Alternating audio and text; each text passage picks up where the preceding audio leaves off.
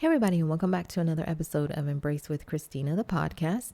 This is going to be episode number 5.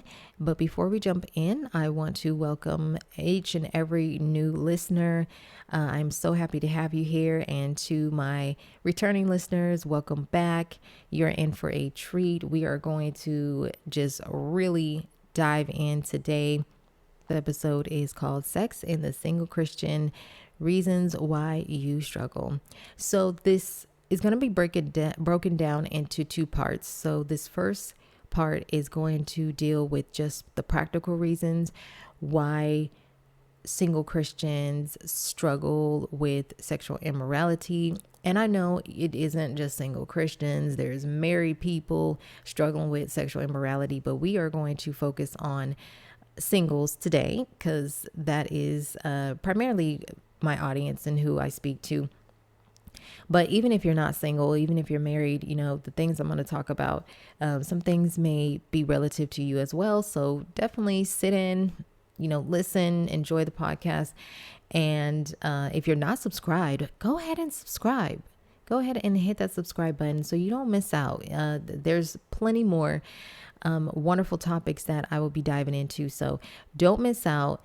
You want to just make sure to hit that notification bell as well. So when I do post an episode, it does show up in your timeline and you can be able to enjoy this on your way to work, before you go to sleep, whenever you want to listen to this. So thanks again for joining in. And yeah, once again, we're going to be talking about sexual immorality and why we struggle in this area.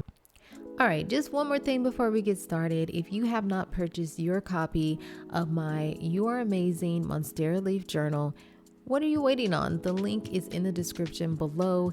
Go head over to Amazon, get your copy, and get journaling. All right, let's get started. All right, so the first practical reason why you struggle is because you are an adult. Yes, you're an adult, and that means you've been adulting for a very long time, and you're not a child.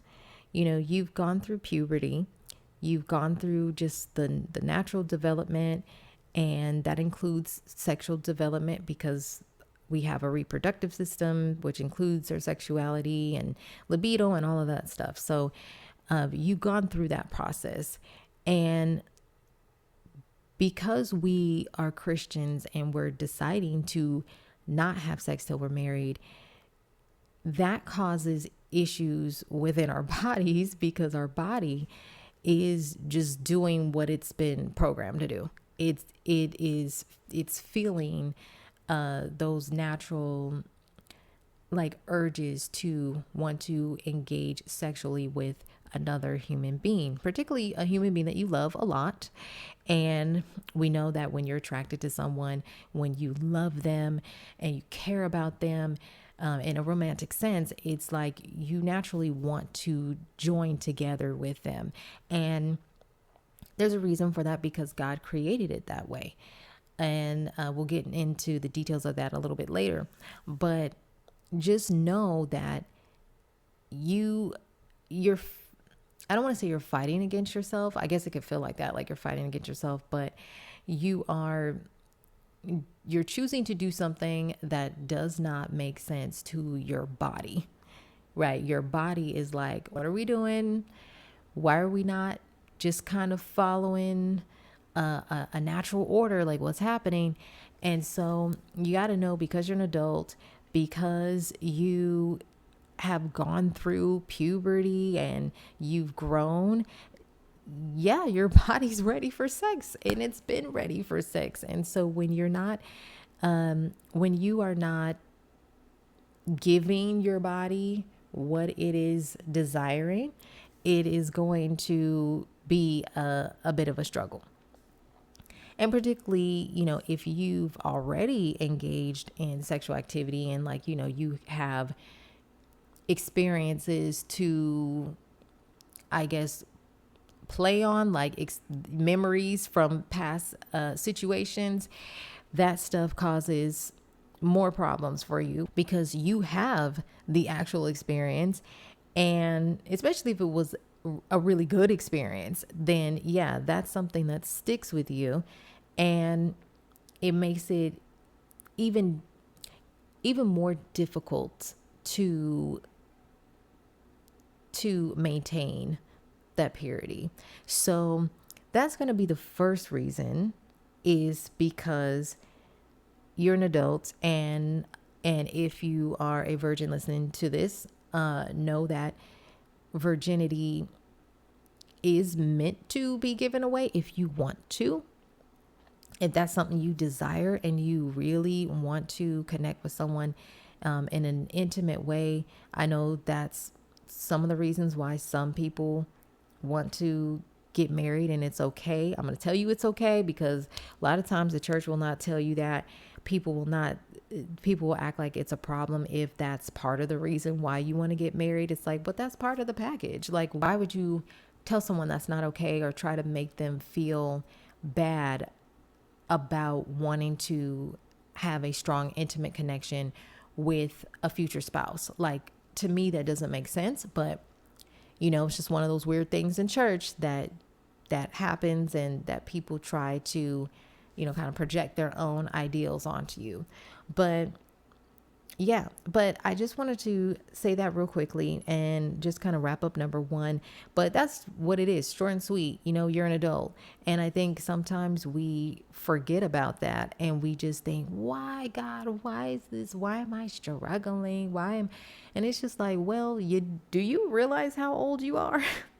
Do you realize that you are not 5? Okay. And so, I'm laughing because to me, it's so simple. It's just so practical. It's right in our faces, but we kind of just brush over it and we just forget. So yeah, so that's number one. Number one is you're an adult. That's why you are struggling. All right, so now we're going to segue into number two. So the second reason why you struggle is because purity culture played us. Yes, it did. And, if you are a millennial or a Gen Xer, you know exactly what I'm talking about, because purity culture was just everywhere in the 90s. It's like that was it wasn't just even in church, to be honest. It was even in like television shows, sitcoms, all those family shows. It was there too. And it was so cliche, and it was so fear-based. It was so I don't even know the word to really like what to call it. If you know, like, if you have a word to describe it, like, please tell me in the comments, because it just kind of left you more confused than anything, because we weren't given a sex education. We weren't given any details about like what to do in certain situations. Like we weren't given any of that. The message of purity culture was just, don't do it. Abstinence, like abstinence is 100% guaranteed to prevent pregnancies, which is true. That's true. But it was so surface level that it was just like, it kind of did nothing. It just was, it was almost just a gimmick. That's how it just kind of started to come across, as like a gimmick. And the thing is, we bought into it because we were like kids. So we didn't really know any better. We were just like, oh, well, this is what the church is telling us. This is what like our favorite shows are telling us. It's just like, essentially in a nutshell, it was just a surface level anti, premarital sex type of messaging that just didn't do much. It was more about like making you feel almost superior to people who were out having sex, and that, you were so much better because, you're not, and you pledged your virginity to God, and you said that you weren't gonna You weren't going to engage in sexual activity, and you're great, you're better. That's basically what the message was. And none of it taught us how to date. None of it taught us how to navigate in romantic relationships. They pretty much dropped the ball. They dropped the ball, and I feel like almost in a sense it was enough to just kind of keep us distracted, and so our parents could be like, "Whew, okay, oh, we don't have to talk about that." Like, we're good, we're good. They're not asking any questions, and so it was really bad. So that's why I say purity culture played us, because it just didn't give us anything. They had the right intent, but the execution was just awful.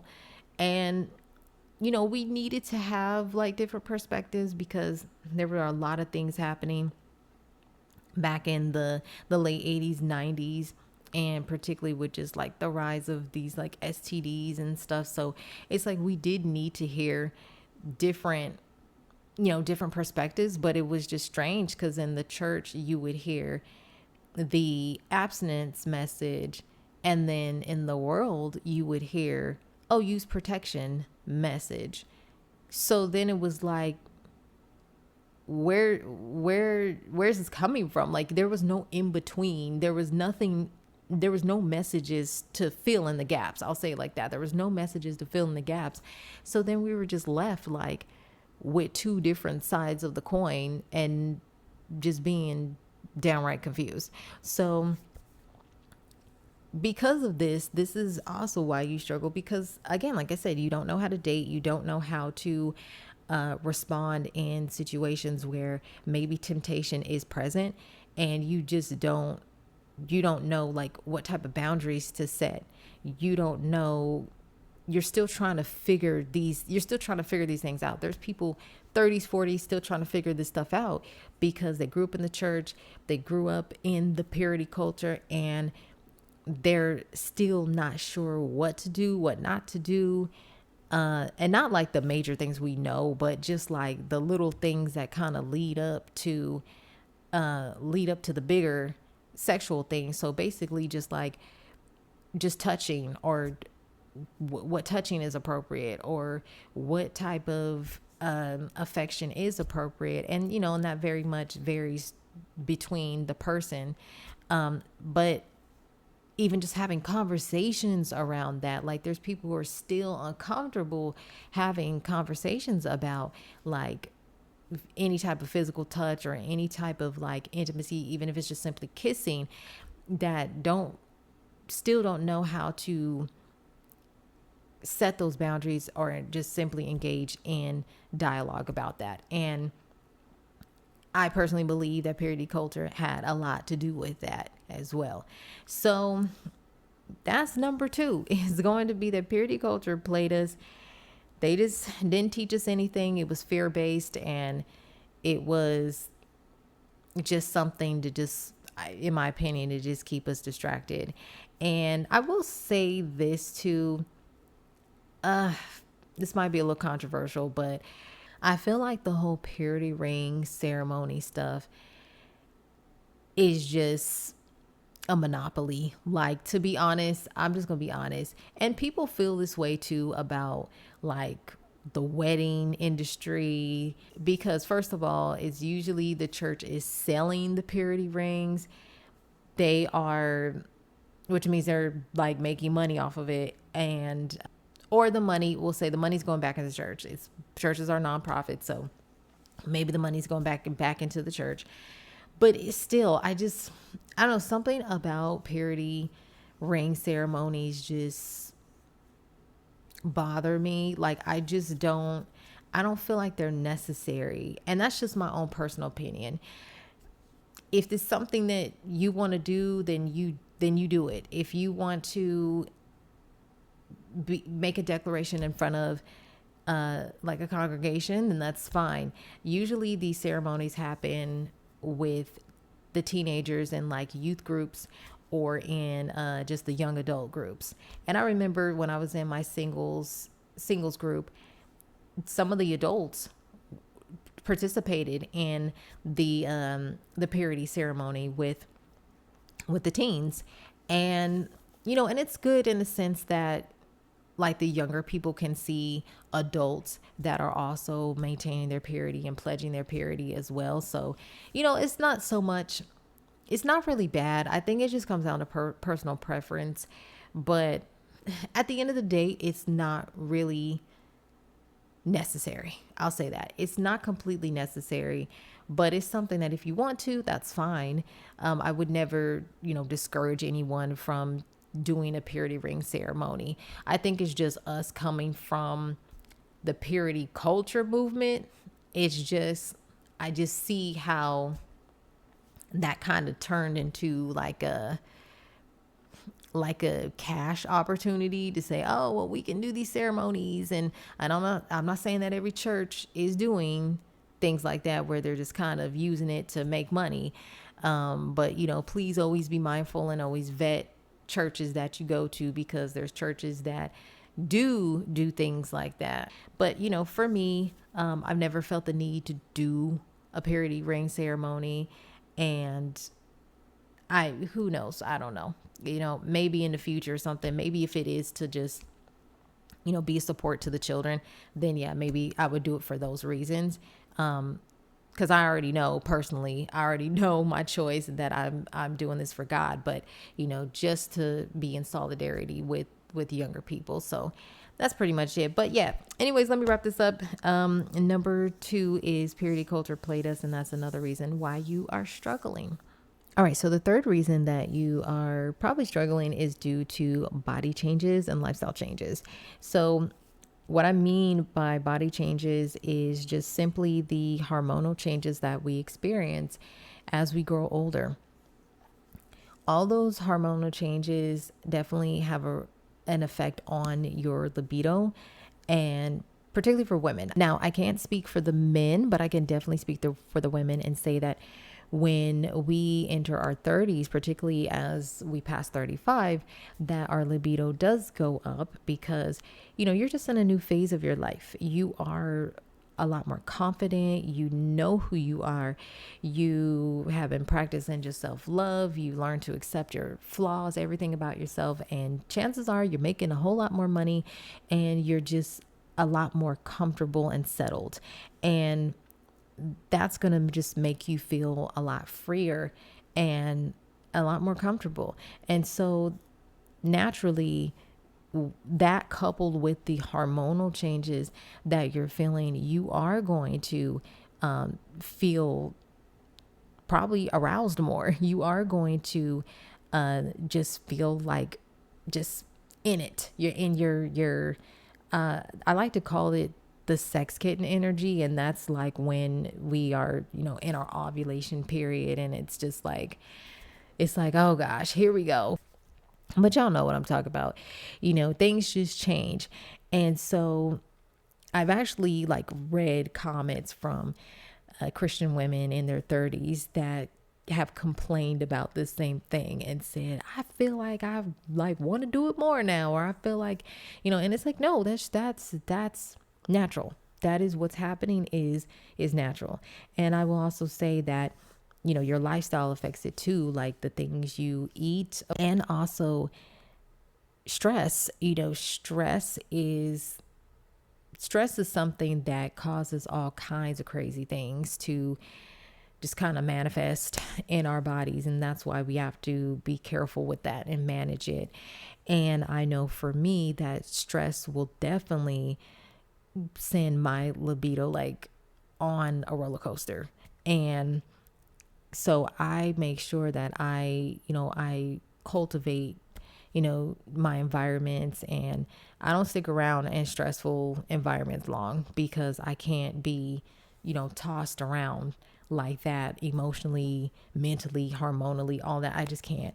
And so, those are some of the things that really affect just everything about your total being.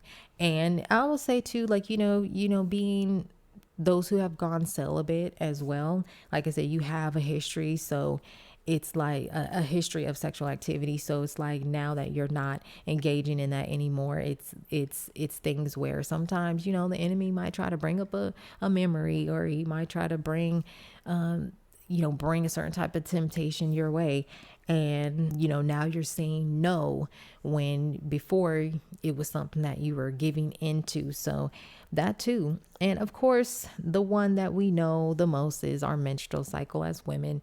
Is we go through the ovulation period, and that ovulation week is the week that our bodies, all it knows is, hey, this is the week that we are supposed to be making babies. That's what our body knows. It goes back to what I said before. Number one, being an adult and choosing to do something that doesn't make sense to our bodies.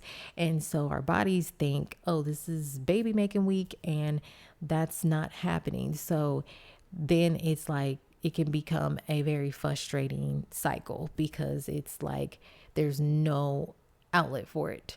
And so, yeah, so that makes it become a struggle. But just know that, ladies, it's 1 week. It's 1 week. And once that week is done, you know, we're off into the other week where we're probably irritable and mad, and we mad at everybody, and we don't want people to be around us. And, you know, because we're in the, what's it, luteal? I hope I'm saying that right, but it's the phase where basically you want everybody to get out your face. So isn't that crazy? It's just like the way God set up the menstrual cycle is so crazy, but it's the way it is. But really the reason why we have those fluctuations yet again is our hormones. So some ways to combat the hormonal roller coaster is to, number one, eat well, exercise, get water. There is sometimes there's things that you can take, other types of like natural herbs and stuff that you can take to help with the balances. Because basically what's happening during our menstrual cycles is we have a rise and fall of hormones at a very rapid pace. It's like 1 week they're really high and then they're low. So basically during the ovulation period, it's like your testosterone and estrogen, like they're both high. And so we know when you have those two together, which essentially to me just represents like masculine, feminine energy. When you put masculine, feminine energy together, it creates a very sexy kind of energy. So if you didn't know that, then you know now. So that's why when you see something, and I'm going to add this just because I'm a creative, and I'm going to add this in here, but anytime you see, whether it's a piece of art or it's a song or anything, and you're like, oh, the song is so sensual, or it's sexy, or this, that, usually that's because there is a strong element of masculine energy and a strong element of feminine energy, and they're combined, and that's what you get. So yes, I know. God, here's the thing. I have a different outlook on a lot of this stuff. So when I see things like what I just described, see or hear things like what I just described, or, just explaining the menstrual cycle and the things that happen, I look at it from this perspective now of just like how wonderful God is, because like he is the ultimate creator. Like there's so many intricacies in just the way he's woven this universe and this earth and everything together. I just can't even fathom like how God can even just think of all this stuff, how he even just put all this stuff together. I'm just like, wow. I just be in awe. And so that's another way you can look at this too. If like you find yourself getting frustrated and you're just like, God, what is going on? You could just kind of really break it down to a scientific and spiritual level and say, my body is doing what God created it to do. And I know that he's going to see me through this because I am trusting in his will. I am trusting in his plan. And I know that he's going to give me the strength to get through these temptations, to which in every temptation he gives us a way out. So I trust that he's going to show up for me, and just call on his name, ask him to help you, and to help you to just have a different perspective. So now when you do experience, your the ovulation week or stress or whatever it is, you can just say, you know what, this is just a moment in time. And this is not going to last. This is just something that I'm feeling in the moment, but next week, maybe even the next day, you're going to be feeling totally different. And that's the thing, is that if we don't give in to something and we don't feed it, it's going to die. And that's the thing, is that it's a physical principle. It's also a spiritual principle, that anything you feed is going to grow. So keep that in mind. But let me not jump ahead, because we're getting into spiritual, and that's for part 2. But so that's oh gosh, I forgot. Are we on number 3? I think that's number 3. Yes, number 3 is body changes and lifestyle changes. All right, so number 4 is going to be marrying later in life. So here's the thing about marriage in the modern day age, is people are getting married a lot later. And there are some benefits to this, actually a lot of benefits to it, but there's also some drawbacks. And one of those is that with us pledging and saying, hey, we're not going to have sex until we're married, that means that you're waiting a lot longer than you have before. And it's just kind of where society is right now. I think this is the first time in history that people are just not getting married at the rate they were in like their early 20s. There's people still getting married in their early 20s, or just 20s in general, but not the way it was. It has changed drastically, and that was never an issue for probably most of humanity. It was just, there was always an order. There was always, again, you're a child and you're an adult, and then soon after you're married, someone's hooking you up with somebody, or there's some type of arranged marriage, or there's something leading to a marriage. Okay. And very, very young. So probably around late teens. Well, back in ancient times, it was like literally teenage time. But as time progressed, it became later and later. Nowadays, it is even further out. And so because of those reasons, that's also why you're struggling. Because here's the thing. It's like, if you were married, that wouldn't be like a struggle area for you. Unless just like you just having problems in your marriage. But if not, then it's just like, it's something that gets taken care of early. It's not something you have to think about. Like I said, there's people who really desire a close intimacy with a spouse, and which is okay.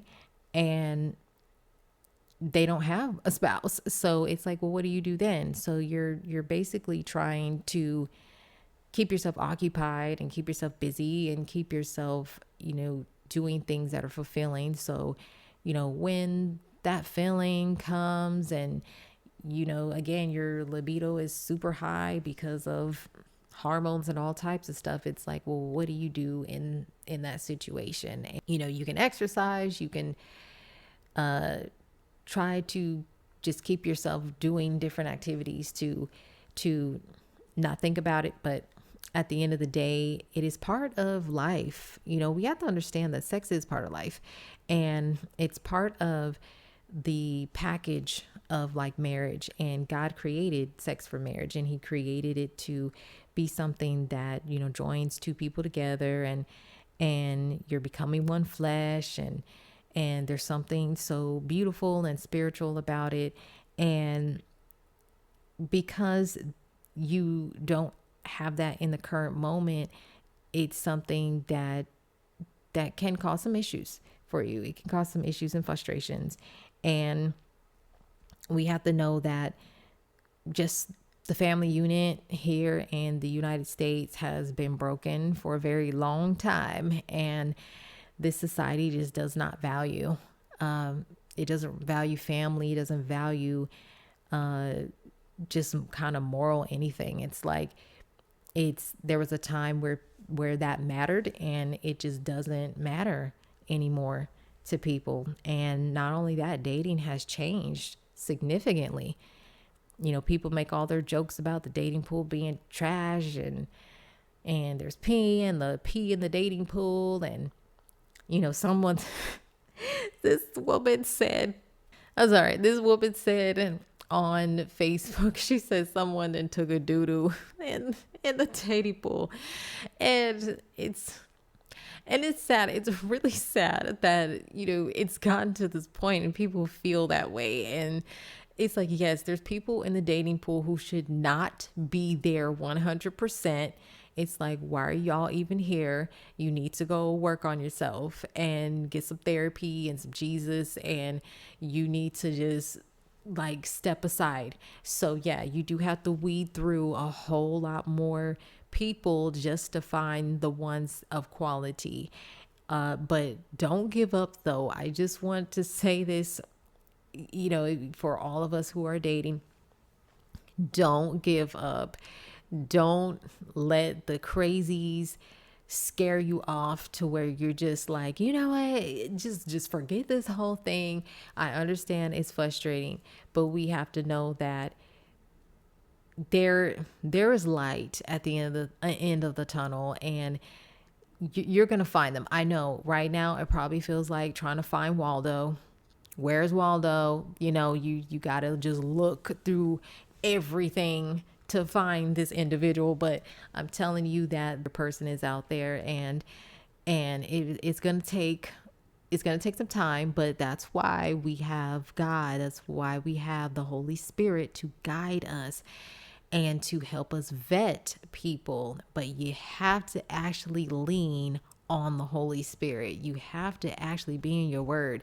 You need to ask God for clarity and discernment, and to be able to know, to spot the red flags quickly and make the right decision, and not make excuses for someone because they're fine, or they got some things you like, but there's some things kicking up and that it's rubbing you the wrong way, but you're trying to find out for yourself. It's like, no, cut them off immediately. Just don't even continue talking to them and continue with this little relationship or whatever y'all got going on, because it's just not gonna work. So just know that you have help. So when you're out there dating and you feel like it's a struggle, know that you have spiritual help. So lean into that spiritual help. All right, so that is gonna wrap up for number 4, and that is marrying later in life. That's one of the reasons why you are struggling. All right, so the 5th reason why you're struggling is because you don't have an accountability partner. Very short and sweet.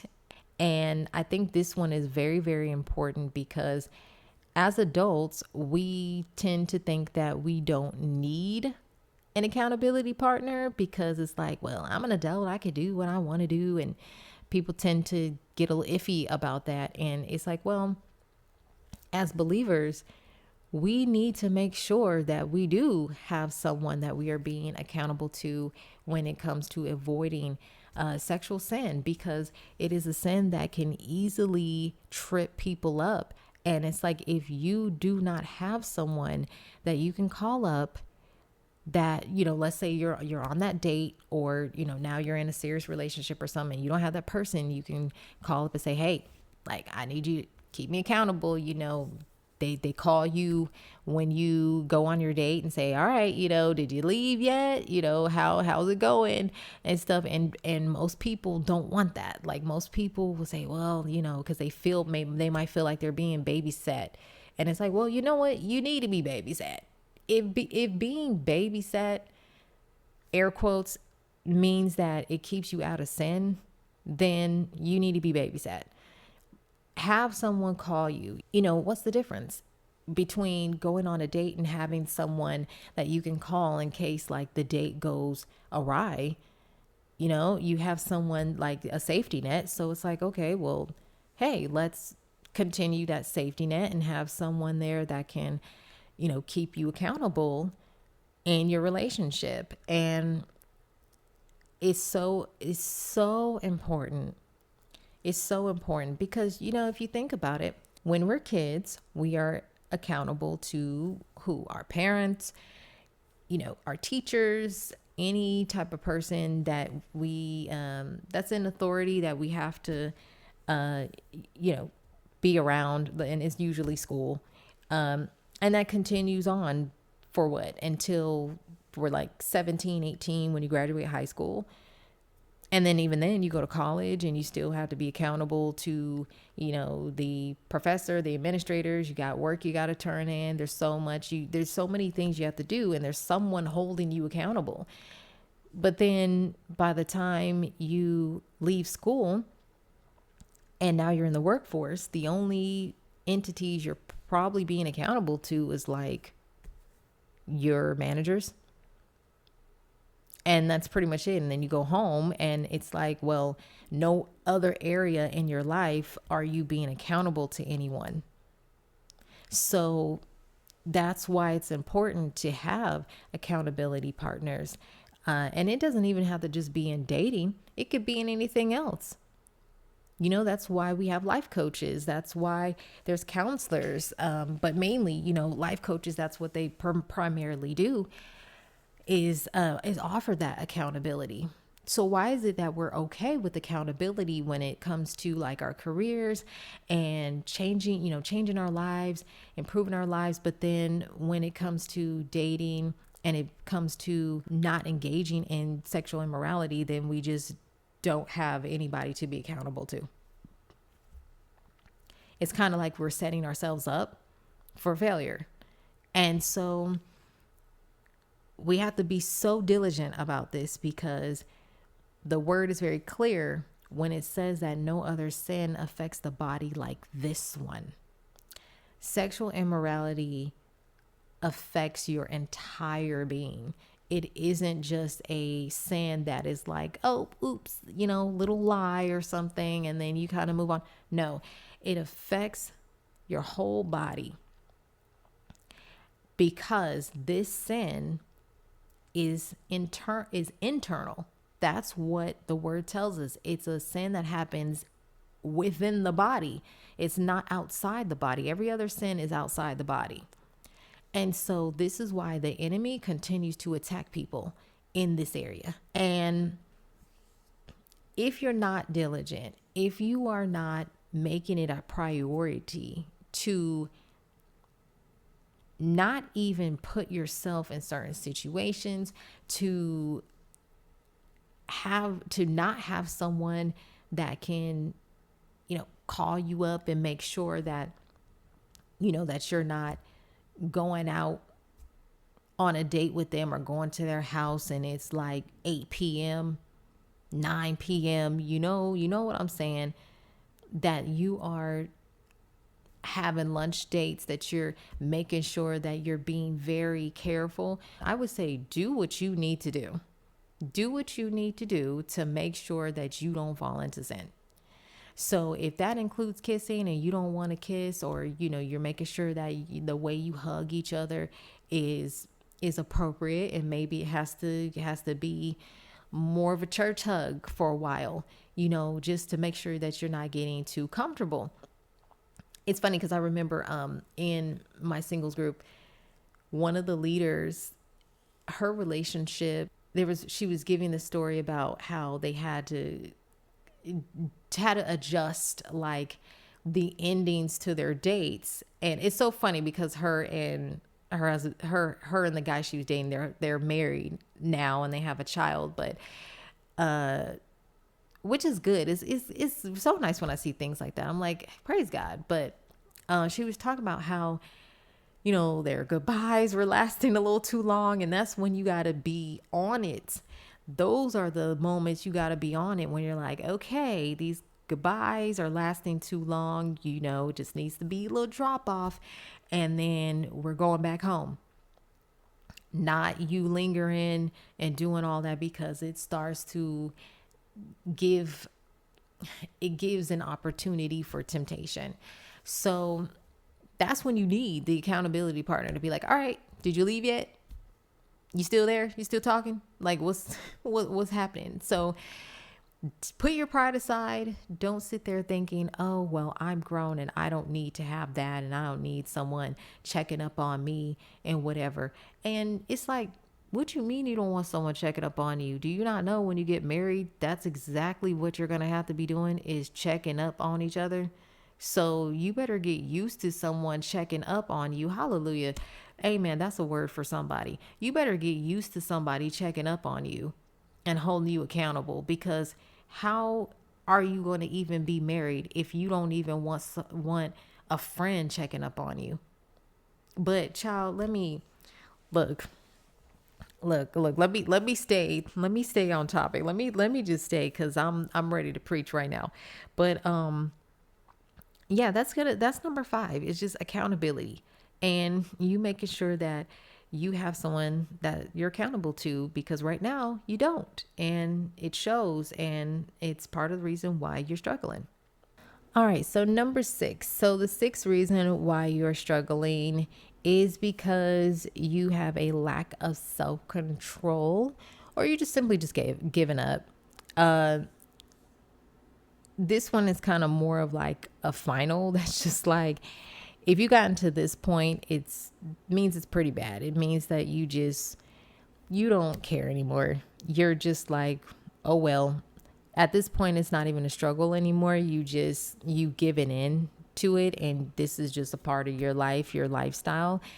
And you don't want to do things God's way. You don't want to wait. And all I could say is, I think you're missing out on something beautiful, and you're missing out on a bigger blessing that God has for you, because when we do things God's way and we exercise self-control and we exercise obedience, because let's be honest, self-control is a fruit of the Spirit. We have to learn how to have self-control, because we can't just always do whatever our flesh wants us to do, because the flesh has no like boundaries. Our flesh will just do whatever. If we just listen to our flesh all the time, which I'm like, just don't do that. But I would just think, like, hypothetically, if everyone just listened to their flesh and did whatever their body said to do, and I'm talking about absent from your intuition and all the other stuff, because the intuition and all that other stuff, that's spiritual. All of that comes from a spiritual place. I'm talking about just your body and you just doing whatever. That would be a horrible place to live, a horrible society to be in.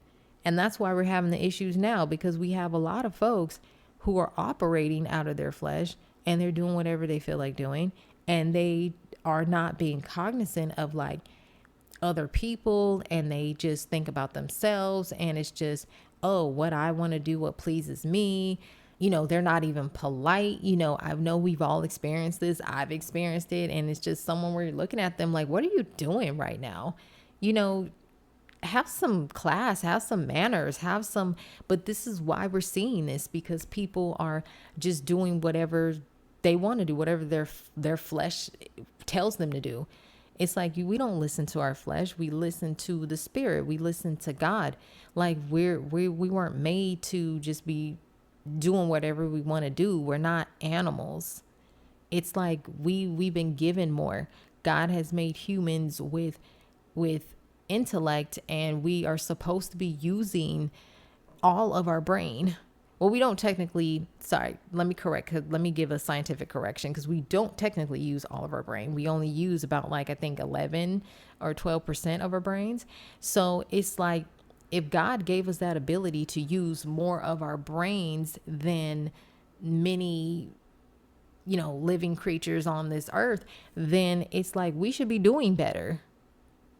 but we're kind of not. And it's a shame when, animals are like doing better than humans, so we got to get it together. And the reason why it's like this is because of people being lovers of themselves. And we know we are living in, the end times. We have signs of the end times. And one of those things is people just becoming lovers of themselves. And we see that everywhere, particularly like here in the United States. We see that as people just really honestly just like lacking self-awareness. Like you're trying to have a intellectual conversation with them and it's just like they're checked out. Like they don't get it.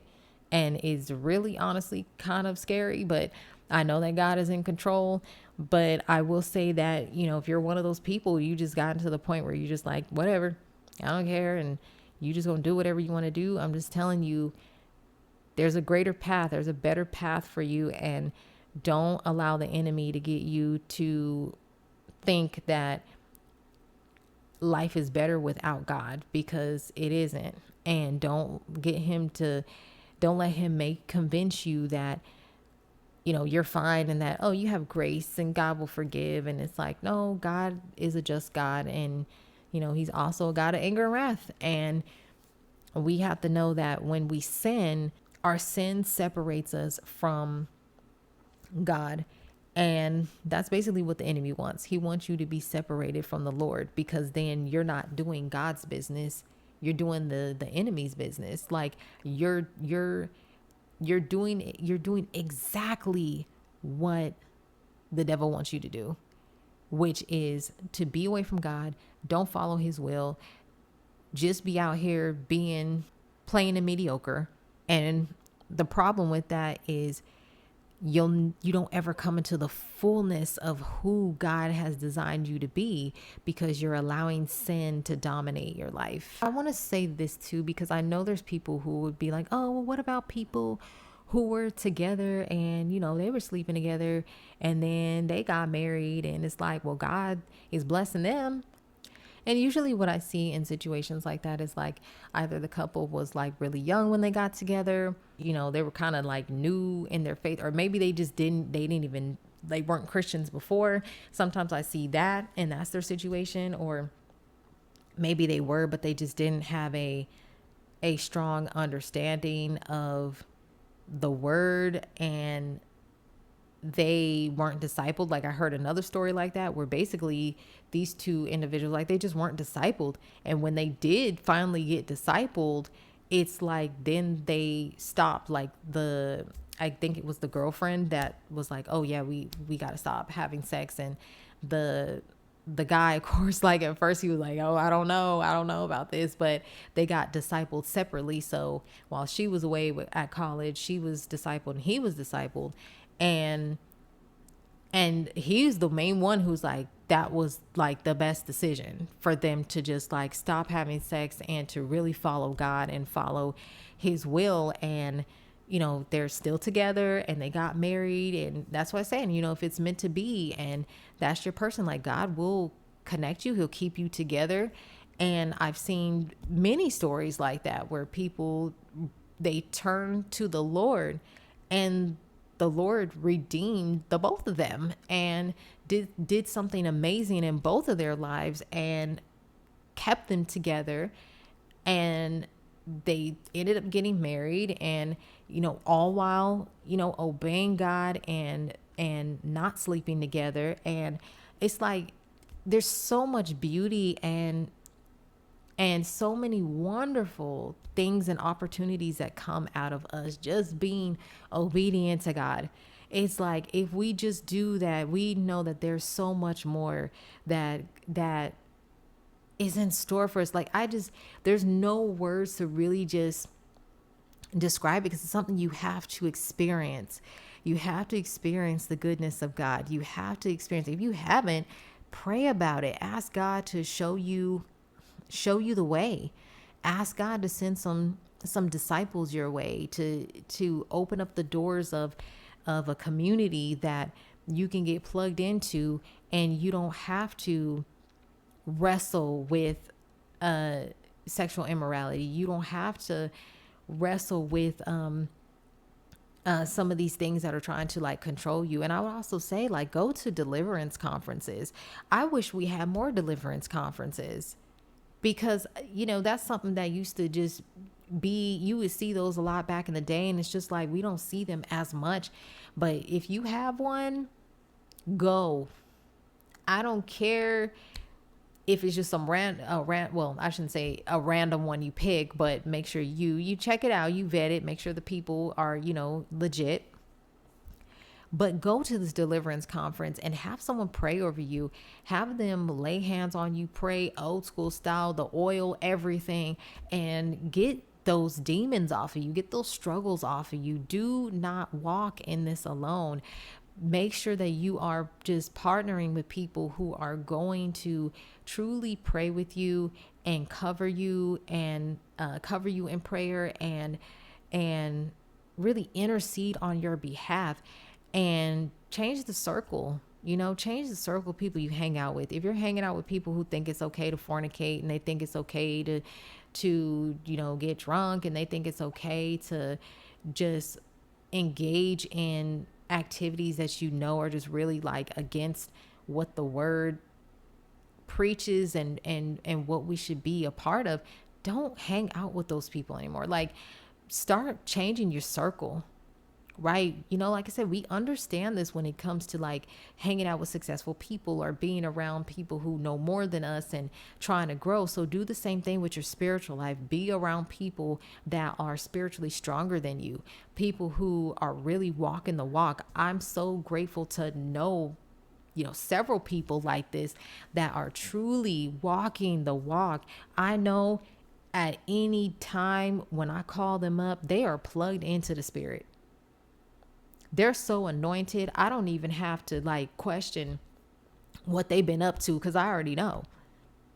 And it's like, and every time we pray together, every time that we speak, it is a powerful thing. I trust the prayers that they pray over me. I don't have to be concerned about, if their prayer is like, is this powerful? Is it really coming from a genuine, like, no, it's genuine. It's powerful. It is amazing when you have that in your life and you can experience that. And even when you are at a point, you can be there for someone else. This is what we talk about when we're talking about the power of Christ and really being in the spirit and really being plugged into the word. There is so much power. This is what the enemy does not want people to see. This is what the enemy does not want people to know. And this is why, as believers, we have to model the behavior that reflects who God is.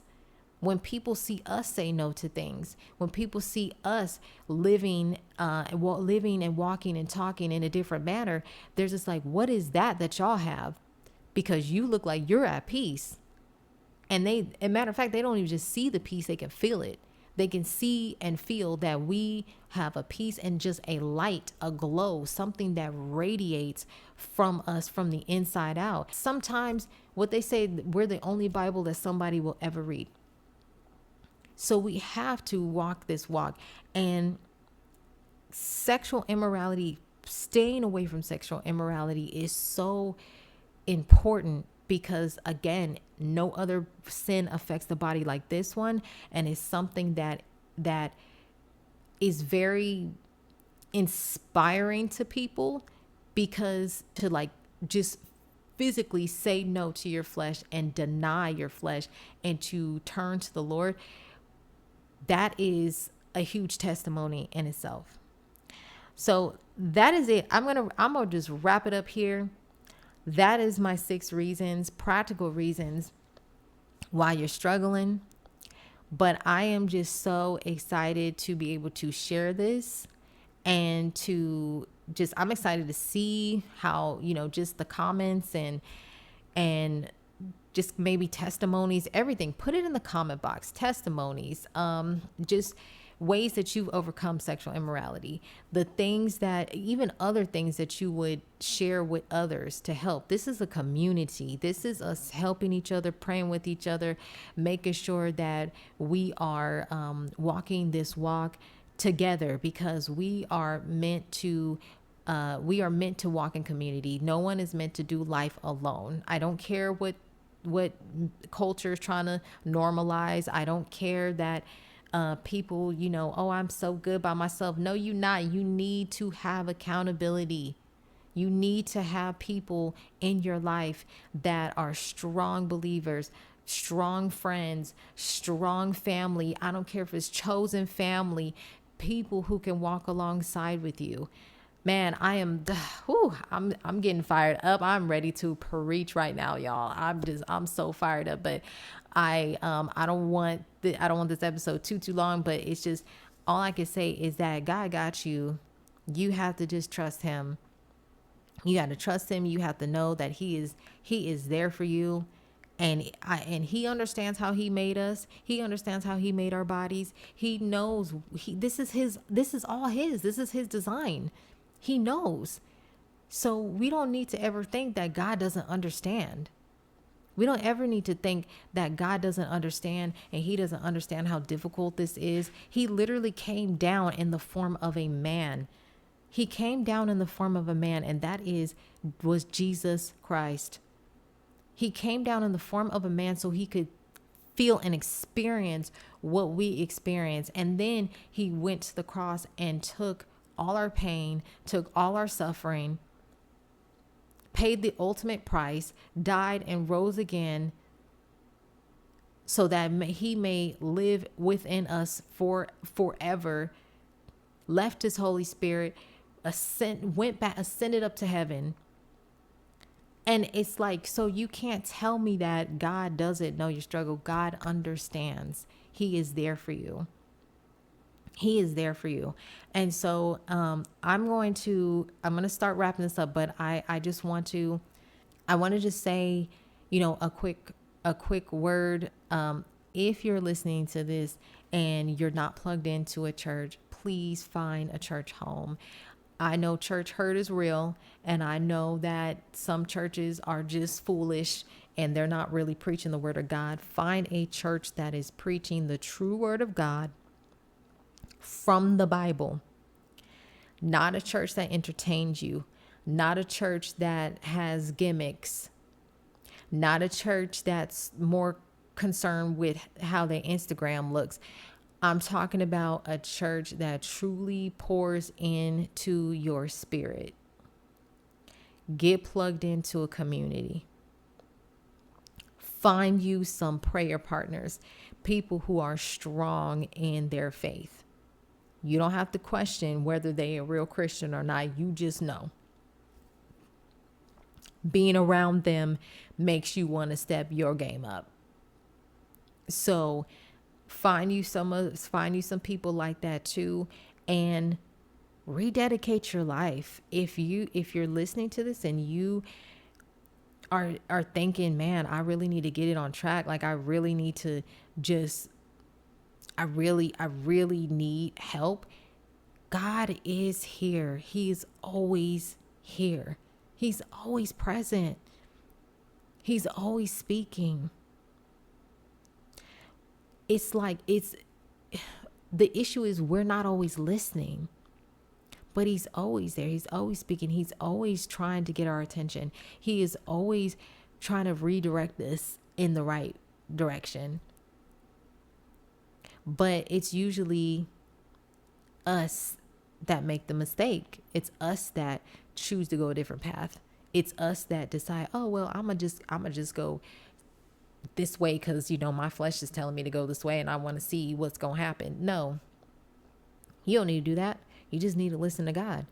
That's all you need to do. So it's like, if you're that person and you tired of doing things your way and you're tired of feeling like you're tired of going around in a merry-go-round, rededicate your life to God. Ask Jesus to restore you. Get plugged into a church. Ask and go and serve, and whatever you need to do. Like I said, you do whatever you need to do to stay out of sin, to get your life back on track. Because there's a real enemy out here who would love nothing more than to keep you away from Jesus. And we know that he's defeated. He has no authority. But if we don't believe that, if we don't harness the power of Christ, if we don't say, hey, you know what, I don't have to listen to the lies of the enemy. I don't have to do this because Jesus is on the throne and I know what he says about me. If we don't listen to the word and we listen to the enemy, that's how we fall. That's how we end up back in situations that God delivered us from. So I just want to give that encouragement. It is never too late.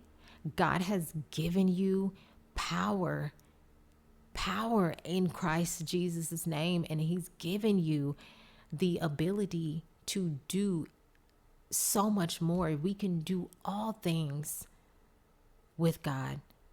So that's it. I'm going to wrap it up here. For real. I'm going to wrap it up here. And if this has blessed you, please leave me a like down below and share this with others. Okay, let's grow this community. Let's go make an impact. That's what I want to say. Let's go make an impact. So that's it. Love y'all. Thanks for listening. And I will catch you on the next episode. Stay tuned for part 2.